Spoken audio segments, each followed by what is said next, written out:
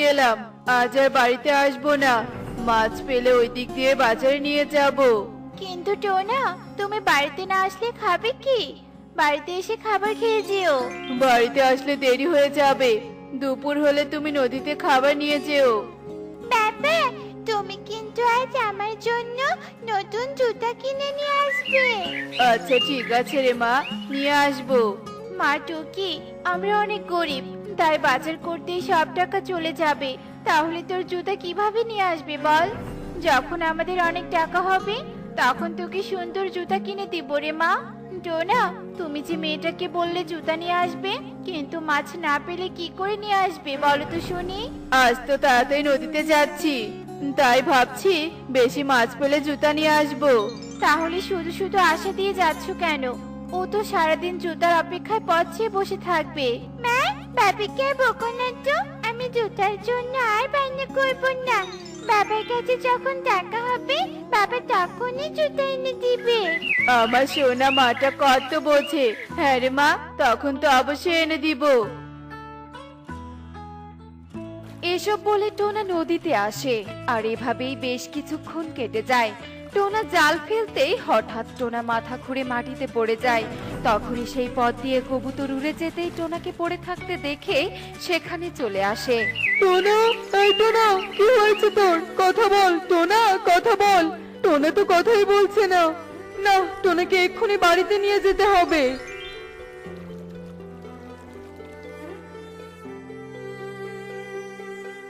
Tony, Tony, তাড়াতাড়ি বাইরে আয়, সর্বনাশ হয়ে গেছে। এ কি কবুতর দাদা, টোনার কি হয়েছে? টোনা এইভাবে শুয়ে আছে কেন? আমি জানি না কি হয়েছে, নদী পাড়ে পড়ে থাকা দেখে আমি বাড়িতে নিয়ে এলাম। তাহলে পানি নিয়ে এসে জ্ঞান ফেরাতে হবে। এ কি, আমি বাড়িতে কেন? আমি তো নদীতে ছিলাম। টোনা, তুমি নাকি পড়ে গিয়ে জ্ঞান হারিয়ে ফেলেছিলে, তাই কবুতর দাদা তোমাকে বাড়িতে নিয়ে এসেছে। শরীরটা খুব খারাপ লাগছিল, তাই হয়তো পড়ে গিয়েছিলাম। কিন্তু এখনো তো উঠে দাঁড়াতে পারছি না টনি। তাহলে মাছ কি করে মারতে যাব? আমার মনে হয় টোনার শরীরে বড় কোনো রোগ হয়েছে।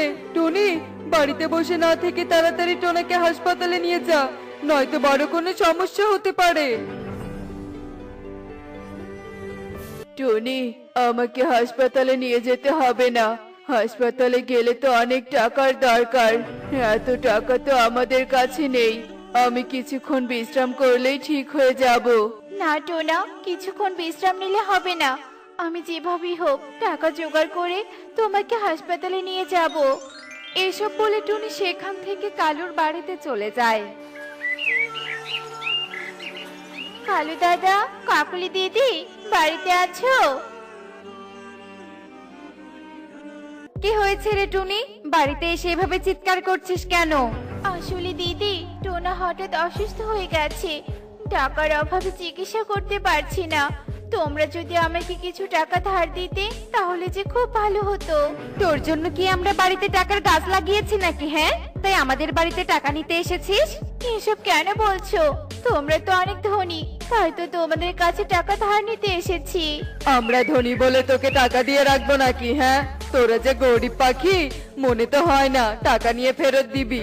এখন বিরক্ত না করে এখান থেকে চলে যা, আমরা বিশ্রাম করব। কালুর মুখে এসব কথা শুনে টুনি আর কিছু না বলে সেখান থেকে চলে আসে। কালু দাদারা তো অপমান করে তাড়িয়ে দিল, তাহলে আর কার কাছে টাকা চাইতে যাব? সবাই বুঝি এভাবে অপমান করে তাড়িয়ে দিবে। আমি বরং নদীতে মাছ ধরতে যাই। আজ যা মাছ পাবো সব বিক্রি করে টোনার চিকিৎসা করব। আর ঘরে কিছু শুকনো দানা রেখেছি, সেগুলো খেয়ে আজকের দিন কাটাবো।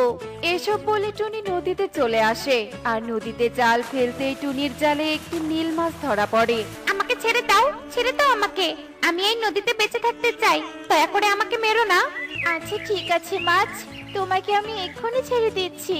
কিন্তু মাছ, তুমি আমাদের মতো কথা বলতে পারো কি করে?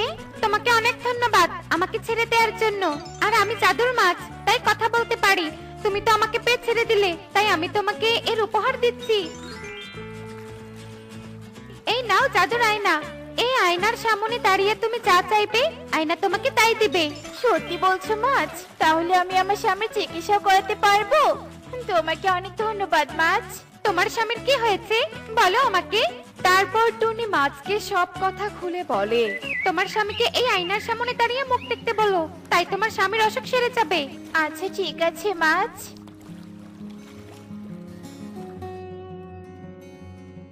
টুনি, এসেছো? কোথায় গিয়েছিলে টুনি? মা, তোমার হাতে তাকিয়ে। তারপর টুনি টোনাকে সব কথা খুলে বলে। তোমার ভাগ্যটা খুব ভালো টুনি। আমি এত মাছ ধরি, কখনো জাদুর মাছ পাইনি। আর তুমি আজ জাল ফেলতেই জাদুই মাছের দেখা পেয়েছো। হ্যাঁ বাবা, তুমি ঠিক কথাই বলেছো। বাবা, এখন তাহলে তুমি তাড়াতাড়ি উঠে আয়নার সামনে এসো, তাহলে তুমি সুস্থ হয়ে যাবে। হ্যাঁ রে মা, যাচ্ছি। এরপর টোনা উঠে আয়নার সামনে দাঁড়ায়, আর আয়নার ভেতর থেকে এক আলোক রশ্মি বেরিয়ে টোনার শরীর সুস্থ করে দেয়। টুনি, আমার শরীর সুস্থ হয়ে গেছে। এখন শরীরটা খুব ভালো লাগছে। মাছটা আমাদের জাদুর আয়না দিয়ে অনেক বড় উপকার করেছে। কিন্তু শরীর সুস্থ থাকলে বসে খেতে চাই না টুনি। তাহলে তোমার কাজের ব্যবস্থা করে দিচ্ছি। জাদুর আয়না, আমাদের সুন্দর একটা হোটেল দিয়ে দাও তো। হোটেলে খাবার বিক্রি করে আমরা সংসার চালাতে চাই।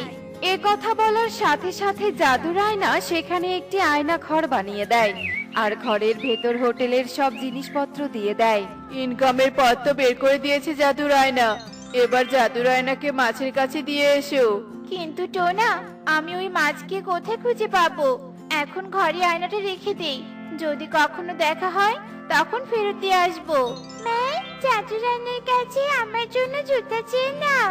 টুকি এ কথা বলার সাথে সাথে সেখানে সুন্দর এক জোড়া জুতো চলে আসে। কি মজা, কি মজা! আমি কি জাদুর আয়না জুতো দিয়েছি? আমি আমার বন্ধুকে জুতোগুলো দেখে আসি বাবা। আচ্ছা ঠিক আছে মা, যা।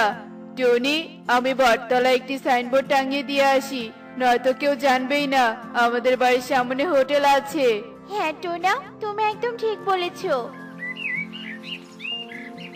কানুন, আয় কানুন, তাড়াতাড়ি বাইরে আয়, আমি তোকে জুতো দেখাতে নিয়ে এসেছি। তাই নাকি রে তোকে? জুতোগুলো তো খুব সুন্দর হয়েছে। তোর বাবা কোন দোকান থেকে এই জুতোগুলো এনেছে রে? আমাকে বল, আমিও বাবাকে এমন জুতো আনতে বলবো। ওর বাবাকে জুতো কিনতে গেছে, তাই তোকে দোকানের নাম বলবে? গরিব টোনার জুতা কেনার টাকা আছে নাকি? হয়তো কোনো দোকান থেকে চুরি করে নিয়ে এসেছে। না কাকলি মাসি, আমার বাবা জুতো চুরি করে নিয়ে আসেনি। তাহলে কোন দোকান থেকে এনেছে বল দেখি।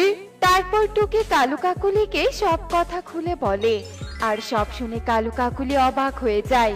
হয়েছে হয়েছে, মিথ্যে কথা বানিয়ে বানিয়ে বলতে হবে না। যা তো এখান থেকে। বাবা কনক, ওর থেকে তোকে বেশি সুন্দর আর দামি জুতো এনে দিব, কেমন? হ্যাঁ মা, আজকে কিন্তু জুতো এনে দিবে। দেব রে বাবা।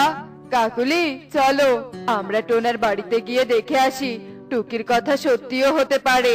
হ্যাঁ কালু, চলো। এরপর কালু কাকুলি টোনার বাড়ির দিকে আসতে থাকে, আর এদিকে টোনার সাইনবোর্ড দেখে পাখিরা টোনার হোটেলে গিয়ে ভিড় জমাতে থাকে। কি কাকুলি, সত্যি তো টোনাটুনি হোটেল দিয়েছে। দেখো কত পাখিরা হোটেলে খাবার খাওয়ার জন্য ভিড় করছে। টোনাটুনি তো এখন আমাদের থেকে বেশি ধনী হয়ে যাবে। এবার বুঝলাম কালু, ধনীরা গরিবদের সাহায্য না করলে সৃষ্টিকর্তা ঠিক সাহায্য করেন। আর টোনাটুনি অনেক সৎ ছিল, তাই ওদের ভাগ্য পরিবর্তন হয়ে গেছে। এখন তো ওরা ব্যস্ত আছে, রাতে ওদের কাছে গিয়ে ক্ষমা চেয়ে নিব। টুনির সাথে তো সেদিন অনেক খারাপ ব্যবহার করেছি। হ্যাঁ কাকুলি, তুমি একদম ঠিক বলেছো। এসব বলে কালু কাকুলি সেখান থেকে চলে যায়, আর টোনাটুনি হোটেলে খাবার